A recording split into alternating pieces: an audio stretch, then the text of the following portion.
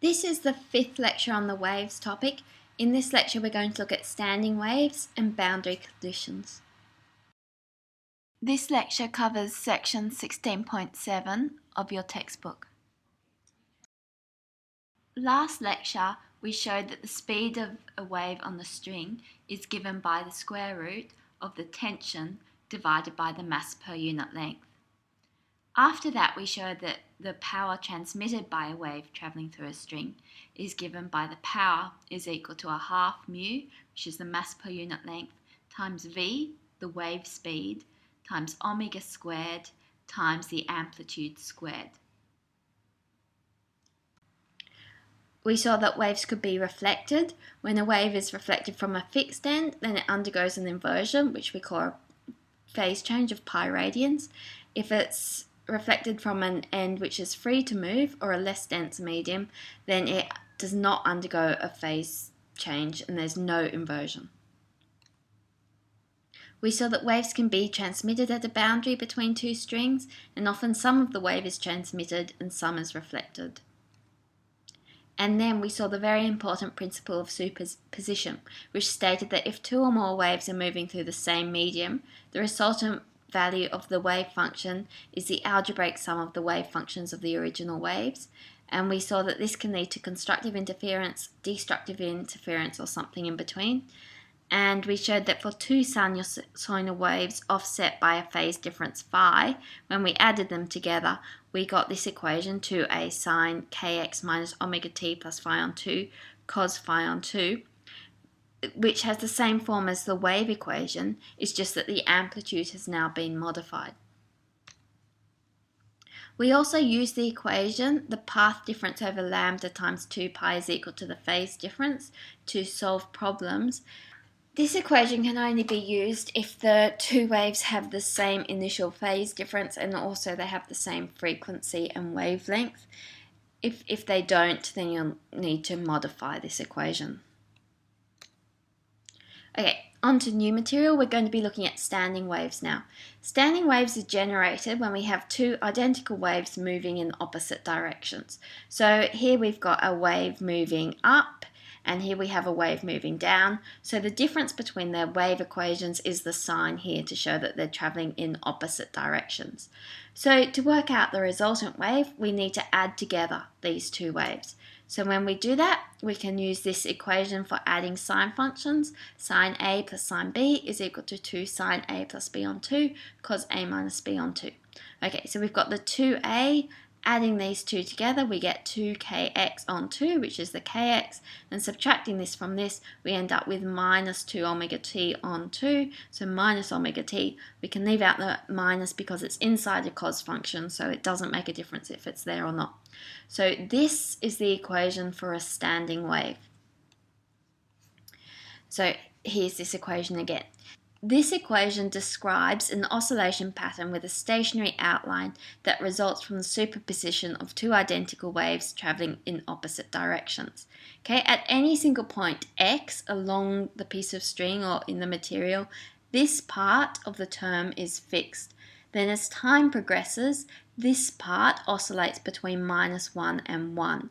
So each element of string has its own amplitude given by 2a sine kx, which is what's giving us this envelope or this stationary outline. So note that the wave function can be split into a spatial, here, and a temporal, here part. It does not contain the function of kx minus omega t, so it's not a travelling wave. So this here is a picture of a standing wave set up in the string. Now an node is a point where we have zero displacement. An antinode is where we have the maximum displacement, so where the amplitude is equal to 2a of the initial waves. At each point on the string, the elements of string are vibrating up and down in simple harmonic motion with an amplitude 2a sine kx. So this slide just is saying the same thing, simple harmonic motion. The particles make up the string or medium undergo simple harmonic motion. The amplitude is given by 2a sine kx, a function of x. So it depends where on the string they are, what their amplitude is going to be. You should try homework set 6, question 3. Okay, so some definitions. We saw on the diagram that nodes were the points on the standing wave with 0 amplitude. So those points are where 2a sine kx is equal to 0. Okay, so necessarily kx is equal to 0, pi, 2 pi, 3 pi. We can write that as n pi. And k is equal to 2 pi on lambda. So we have kx is equal to n pi, where n is any integer, and k is equal to 2 pi over lambda, which tells us x, the positions of the nodes, is equal to n pi on k, which is n pi over 2 pi lambda, which is equal to n times lambda over 2. So the nodes occur half a wavelength apart at 0,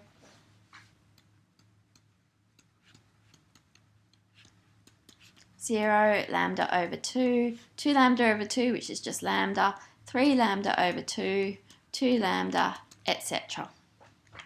Now, antinodes are the points with the maximum amplitude. So for the maximum amplitude, sine kx had to be equal to plus or minus 1, which tells us that kx must be pi on 2, that's 90 degrees, 3 pi on 2, 5 pi on 2, 7 pi on 2, etc. And so solving this in exactly the same way as before, we get x is equal to lambda on 4, 3 lambda on 4, 5 lambda on 4, 7 lambda on 4, etc. So this has the general form n lambda on 4, where n is every second, or the odd numbers, 1, 3, 5, 7, 9, etc. Now we'd expect these antinodes to be halfway between the nodes, and they are. The first node was at 0, the second node was at lambda on 2, and lambda on 4 is exactly halfway between those two nodes. Okay, so a question. Two waves travelling in opposite directions produce a standing wave. The individual wave functions are y1 is equal to 4 sine 3x minus 2t, and y2 is 4 sine 3x plus 2t, where x and y are measured in centimetres and t is in seconds.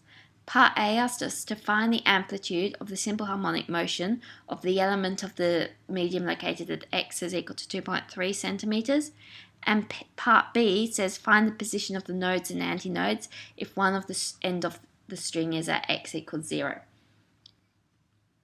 Okay, so we can see straight away that this is going to give a standing wave, as these two waves are identical apart from the direction in which they're travelling. These signs are opposite. Okay, so let's solve it. Okay, so we have y1 is equal to 4.0 sine 3.0x minus 2.0t, and y2 is equal to 4.0 sine 3.0x plus 2.0t. So y1 plus y2 is equal to 2a, so that's 2 times 4, that's 8.0. Now sine, inside the sine we add these together and divide by 2, so that gives us 3.0x times cos. We subtract these from each other and divide by 2, so that gives us 2.0t. So this is the wave equation for our standing wave. And now we're asked at x is equal to 2.3 centimetres, what is A? So the cos function is going to oscillate between 1 and minus 1 as time progresses. So this is not contributing to our amplitude.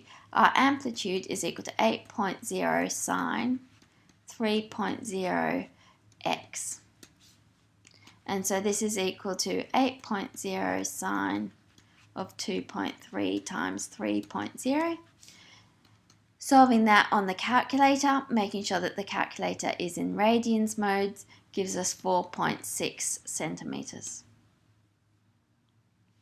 Okay, now part B said that if one end of the string is at x equals 0, where are the nodes and where are the antinodes? We know that the nodes occur at 0, lambda over 2, lambda, 3 lambda over 2, etc. So all we need to do to work out where these are is work out the wavelength. Well, we know that k is equal to 3 in this case, and that is equal to 2 pi over lambda. And so lambda is equal to 2 pi over 3. And so the nodes will occur at 0, at a half of this, which is pi on 3, at 2 pi on 3, at 3 pi on 3,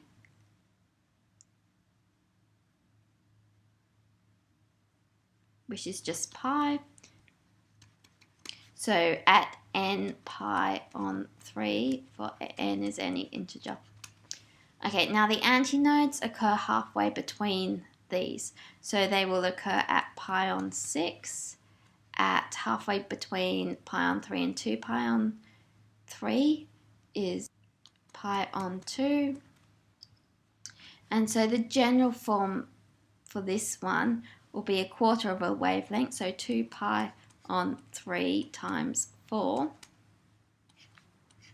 n, where n is equal to 1, 3, 5, 7. So just simplifying this a bit, we have pi on 6, m pi on 6, where n is equal to 1, 3, 5, 7 will give us the positions of the antinodes. Okay, this brings us to boundary conditions. When we set up a standing wave on the string, for a physical string, we have to have a fixed end at this point and at this point. So our two ends are fixed, which means that they're not free to move up and down. So that necessitates that they are nodes. So what are the possibilities for getting a fixed string to oscillate? Well, we can have nodes at the two ends with no nodes in between, just one antinode, in which case the length of our string is half a wavelength, because there was half a wavelength, remember, between each of our nodes. Now, this is referred to as the fundamental or the first harmonic. Now, it would also be possible to set the string oscillating in a manner such as this, where we've got a node in the middle of the string, in which case we've got two half wavelengths here, so the length of the string in this case is equal to the wavelength. This pattern is referred to as the second harmonic. Now, it would also be possible to set it up with 4 nodes spaced along the string, and an extra node here and an extra node here, in which case the length of the string is 3 lambda on 2. Each of these is lambda on 2, and there's 3 of them. This is called the third harmonic because it's got the 3 loops. Okay, so we have the equation for our wavelength for the nth harmonic is equal to 2L on n. This just comes about because we said that we had to have an integer number of half wavelengths was equal to our string length. So that tells us that lambda subscript n is equal to 2L on n, which was that equation. Now we can also calculate the frequency for this harmonic. The frequency is equal to the velocity over the wavelength. That's just from v is equal to f lambda. Our wavelength here, let's give this a subscript n, so this has a subscript n. Our wavelength's given up here, so this is the velocity over 2L times n, and then we know that the velocity of a wave along a string is equal to the tension over the mass per unit length, n over 2L. So that is our equation for the fundamental frequencies of a string.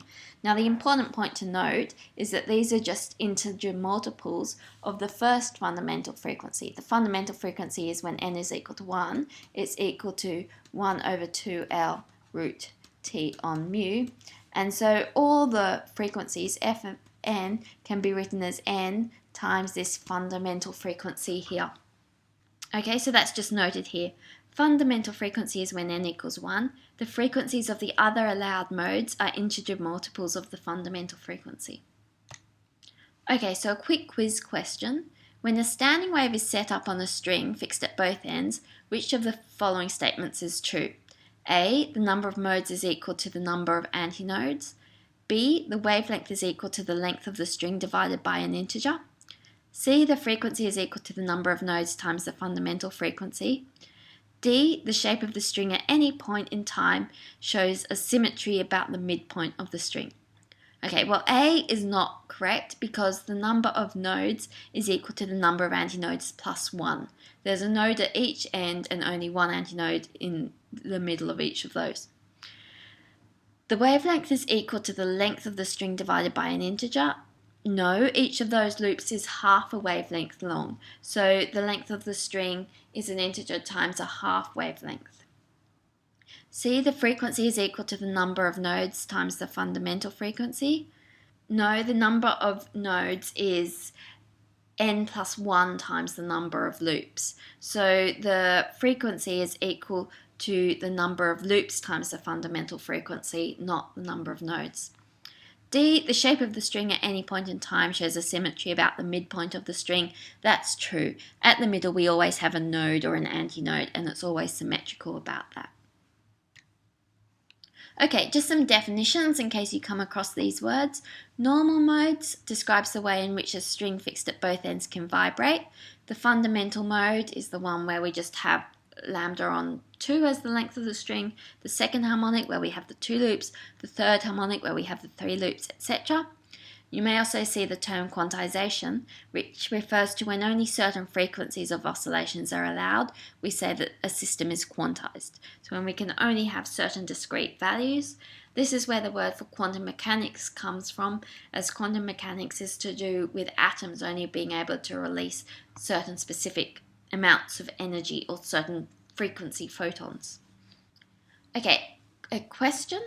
The middle C string on a piano has a fundamental frequency of 262 Hz, and the string for the first A above middle C has a fundamental frequency of 440 Hz. Calculate the frequency of the next two harmonics on the C string, and then part B, if the A and C string have the same linear mass density mu and length L, determine the ratio of tensions in the two strings. Okay, so the fundamental frequency of the C string was equal to 262 Hz, and the fundamental frequency of the A string is equal to 440 Hz. So part A asks us to calculate the second and third harmonic frequency on the C string. So this is F2C, which is just 2 times the fundamental frequency, which gives us 524 Hz. And the frequency of the third harmonic is just 3 times the fundamental frequency, which gives us 786. Okay, now part B said we have two piano strings with the same length, the same mass per unit length. So for the fundamental frequencies, lambda is equal to L over 2. And we need to work out how the tensions are related. Okay, so we have the equation V is equal to F lambda, and we also know that the velocity is equal to the tension over the mass per unit length. So what we can do now is substitute in the length of the string here for lambda, so this is FL on 2. Now what we can do is we can rearrange this so that things that are kept constant are on one side, and our variables, the things we can change, are on the other side. So we can write the tension, which we're changing, over the frequency is equal to the length of the string on 2 times the square root of the mass per unit length. Now this is constant, this is varying. So we've got root of the tension for the A string over the frequency of the A string is the same as the root of the tension for the C string over the frequency for the C string. So TA over TC is equal to FA over FC, and so just squaring this, we've got FA squared over FC squared. Now FA is the 440 squared over the C squared, which is the 262 squared. Solving that on the calculator, we end up with 2.82 is the ratio of the tensions. So these tensions are very different. It would be quite hard to get a very different frequency by just adjusting the tension. So in most stringed instruments, they don't actually just adjust the tension, they'll also change the mass per unit length. So for example, on a violin, the different strings have different widths, and they will also change the length of the strings in some instruments like pianos and harps and things. Okay, now when a string is vibrating like this at one of its fundamental frequencies, when we've got integer number of loops on the string, then this is called resonance. So we've seen resonance before. It's when the driving system frequency is equal to one of the natural frequencies of the system. Well, that's what happens in standing waves. When we get standing waves, we have a resonance. So some questions for us to try. One end of a horizontal string is attached to a vibrating blade, and the other end passes over a pulley. A sphere of mass 2 kilograms hangs on the end of the string. The string is vibrating in its second harmonic. A container of water is raised under the sphere so that the sphere is completely submerged. In this configuration, it vibrates in its fifth harmonic. What is the radius of the sphere? Okay, so raising the water here is going to create a buoyancy force, which is going to change the tension in the string, which is why we're going to end up with a fifth harmonic here, where we only have a second harmonic here. So we're going to need to use that to work out the volume of the sphere, and hence the radius of the sphere. Okay, so one way to set out questions like this is to write down what we know about each case. So for the second harmonic,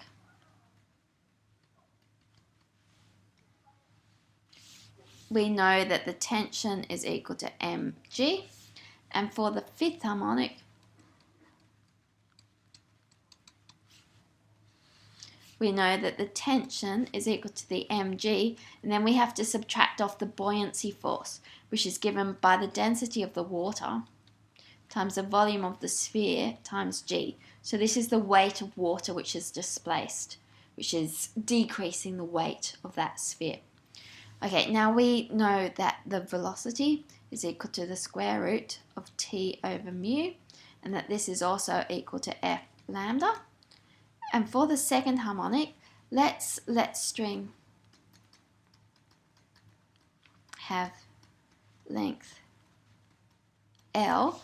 Lambda is equal to L, because there was 2 loops and each loop is half a wavelength. In this case, we have lambda is equal to 2/5 L, because each of those loops was 1/5 of L, and 2 of them are needed to make up our wavelength. Okay, now for each of our cases, we can substitute into this equation here. So tension, we've got mg over mu is equal to FL. And in this case, our tension is mg minus rho vg over mu. This is a mu. And this, in this case, is equal to F lambda, where lambda is this. So 2/5 L times F. Now let's gather onto one side of this equation the things which are constant between the two cases. So the frequency is not changing. We've got the same generator, and so it's sending out signals with the same frequency. The length of the string is not changing, and also the string itself isn't changing, so the mass per unit length isn't changing. Okay, so for this case, we have mg is equal to FL mu. So let's get FL mu here, root mu. Let's get FL root mu for this side as well. This is equal to 5/2 times the square root of mg minus rho vg. Okay, so this is equal to this because they're both equal to FL root mu, which aren't changing. Okay, so let's call that 1, let's call that 2. We say 1 is equal to 2.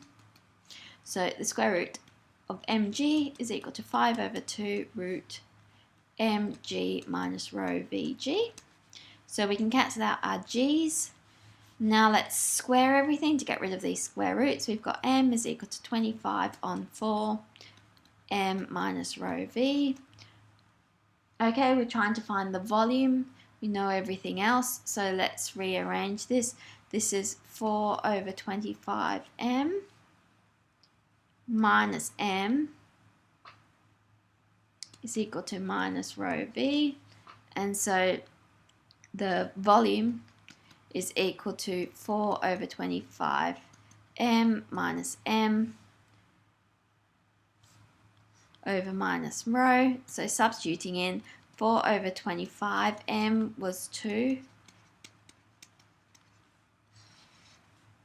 The density of water, there's 1 kilogram per litre. The density in SI units is kilograms per meter cubed, so this is minus 1,000.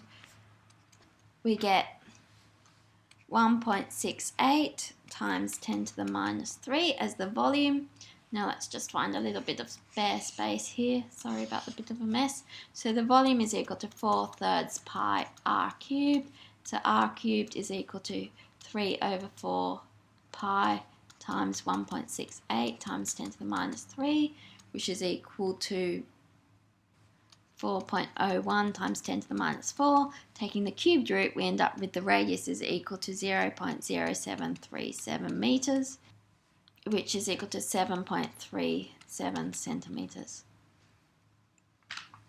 And that's the answer to that one. So question, two waves simultaneously present on the long string have a phase difference phi between them, so that a standing wave formed between their combination is described by y of xt is equal to 2a sine kx plus phi on 2 cos omega t plus phi on 2. Derive this expression. Part B, despite the presence of the phase angle phi, is it still true that the nodes are 1/2 wavelength apart? Explain. And part C, are the nodes different in any way to how they would be if phi was 0? Explain. Okay, so part A, we were asked to derive this expression. Now, it's a standing wave. So we have two incoming waves. We have y1, which is a sine kx minus omega t, and y2 is traveling in the opposite direction with phase difference phi, which implies that the equation for it is y2 is equal to a sine kx plus, for the opposite direction, plus phi. And now y1 plus y2 is equal to, when we add these two together, we have 2a sine. Now we need to sum everything in here. Kx minus omega t plus kx plus omega t plus phi gives us 2kx plus phi, and then we need to divide by 2. So that gives us kx plus phi on 2. And then cos, the difference between these things. So when we do kx minus, let's do kx plus omega t plus phi minus kx minus omega t. So we end up with omega t plus phi on 2. So that's how we derive the expression. Part B asks us, what's the distance between nodes? Well, nodes will happen when kx plus phi on 2 is equal to n pi. In that case, this sine function will be 0. So x is equal to n pi minus phi on 2 over k is equal to n pi minus phi on 2 over, now k is 2 pi on lambda. Okay, now the distance between adjacent nodes, let's do x of n plus 1 minus x of n is equal to n plus 1 pi minus phi over 2, 2 pi minus n phi minus phi over 2 pi lambda. Now these are all over the same thing, so this and this will cancel out. This n will cancel this n here, and we'll end up with pi over 2 pi lambda, which is equal to lambda over 2. So separation between adjacent nodes is lambda over 2. Now part C asks us, would the position of the nodes change? Well, yes, it's changed by this factor. We've got the minus phi on 2 here, which we didn't have when we had phi was equal to 0. So yes, it shifts them to the left by phi over 2k. That's the entire additional term. Next question. A standing wave pattern is observed in a thin wire with a length of 3 meters. The wave function is y is equal to 0.00200 sine pi x cos 100 pi t, where x and y are in meters and t is in seconds. Part A, how many loops does this pattern exhibit? Part B, what is the fundamental frequency of vibration of the wire?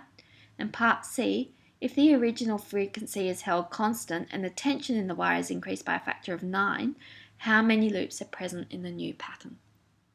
Okay, so our wave function is y is equal to 0.00200 sine pi x cos 100 pi t. And part A asks how many loops. Well, the length of our string is equal to 3 meters. So what we need to do is work out our wavelength, and then we'll know how many half wavelengths fit in along this length. So to work out the wavelength, we use k. K in this case is equal to pi, which is equal to 2 pi over lambda. So that tells us that lambda is equal to 2 pi on pi, which is equal to 2.00 meters. So lambda over 2 is equal to 1.00 meters.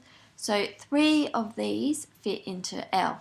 So that tells us that there's 3 loops, because there's 3 half wavelengths. Part B asks us to calculate the fundamental frequency. So we have the length of wire is 3 meters and the fundamental frequency, it's vibrating like this. So we have lambda is equal to 2 times the length of the wire, 6 meters. Now we can get the velocity of the wave from here. So for this case where it's vibrating, this is for the third harmonic. The velocity will be the same because we're not changing the tension and we're not changing the mass per unit length. So the velocity is equal to F lambda. In this case, we've got 100 pi is equal to 2 pi. Let's call it F3 because it's the third harmonic. So the frequency is equal to 50 hertz. So this is 50. And the wavelength we've said is equal to 2 meters, so the velocity is 100 meters per second. So the velocity will be the same for the fundamental frequency as well. So F1 will be V over the wavelength, which is 100 over 6, so that is equal to 16.7 hertz. Now part C says we have the original frequency. So that was F3. So we have the frequency is equal to 50 hertz, but the tension is now equal to 9 times the initial tension. And we're asked how many loops are now present. Well, changing the tension is going to change the velocity of the waves. So the velocity is equal to the square root of the tension over mu. So the new velocity will be the square root of 9 times the original tension over the original mu, and the original tension over mu, we worked out the velocity up here was 100 meters per second. So this will be 3, because that's the square root of 9, times 100 meters per second, or 300 meters per second. So that's our new velocity. So what we need to do now is calculate our new wavelength. Lambda is equal to the velocity over the frequency, so that's 300 over 50.